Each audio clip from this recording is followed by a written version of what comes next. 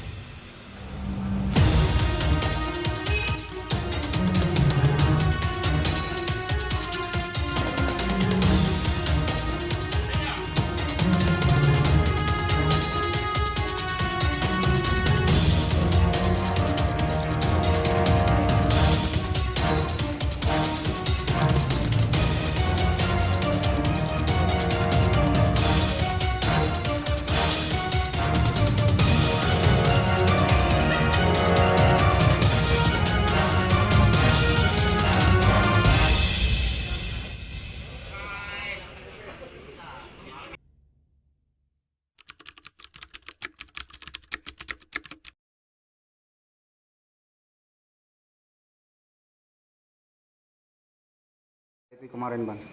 Oke siap Bang. Yang 20? Iya.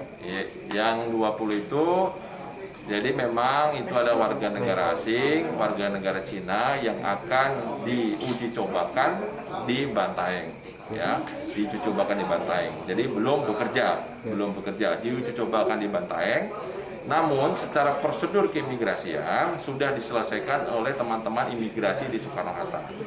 Baik mereka visanya, paspornya sudah sah, dan kemudian dilanjutkan dengan tahapan protokol kesehatan oleh KKP Bandara Soekarno-Hatta.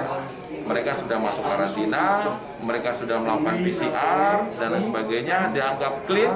Tidak ada permasalahan terkait kesehatan. Mereka terbang ke Makassar tanggal 3 Juli. Setelah tanggal 3 Juli, kemudian mereka 20 orang ini dibawa ke Bantaeng untuk melakukan masa karantina lagi. Setelah masa karantina nanti akan uji coba.